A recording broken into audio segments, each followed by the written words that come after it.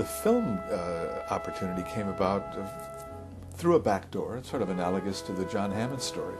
It turns out that Philip Kaufman, the director who made Invasion of the Body Snatchers, was from Chicago and had heard me play years earlier, liked my playing, and had it in his head someday he wanted me to do a jazz score for one of his movies. So when Invasion of the Body Snatchers was just in the formative stages on the screenplay board, he called me and asked me if I would be interested in it. And at that time, the protagonist, played by Donald Sutherland, was going to be an avocational jazz man. Oh. And so it was going to be very easy for that to be the legitimacy for a jazz score. But then as the script evolved, he went from being a jazz player to a deputy public health officer, and now they wanted a 20th century classical musical score and electronics and everything. And I had no established credentials for doing that at all.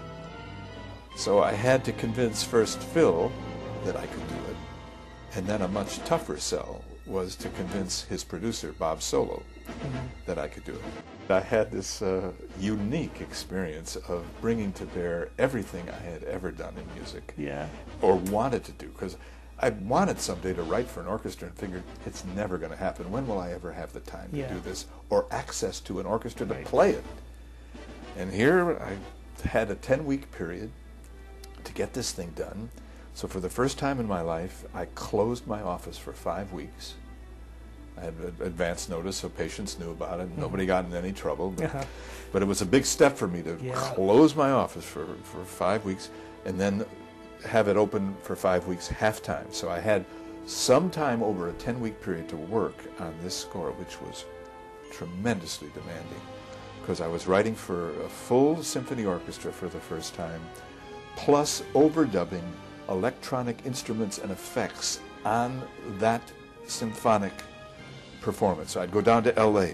There'd be a symphony orchestra that would play the piece. I would take the tapes back to San Francisco, and I'm sitting at the 10-voice Prophet synthesizer, which was state-of-the-art Yes, back then. I had one. And it was going out of tune every cue, and I'd have to turn it off till it cooled down and turn it on again, right? Isn't that amazing? You remember that? We think it's so primitive now. But then it was the cat's meow. Yes. So I was using that and all these other keyboard stuff and overdubbing on those tapes. So it was a dizzying procedure. And I remember, I was working 18 to 20 hours a day on this. My wife would come down sometimes at 2 in the morning and scrape me off the piano stool, drag me upstairs and dump me into the hot tub to reconstitute. It was something. And so when it was over, I was thrilled to have had the experience and to get a soundtrack album out of it and everything. But it was so exhausting, plus some of the political and interpersonal things that happened towards the end involving actually getting paid. I said, once was enough. I'm lucky to have done it. I'm lucky that I did get paid because they wanted a soundtrack album bad enough, so money had to be forthcoming. I said, I'm going to quit while I'm ahead. Series of one. So when I got other offers to do it, I shot.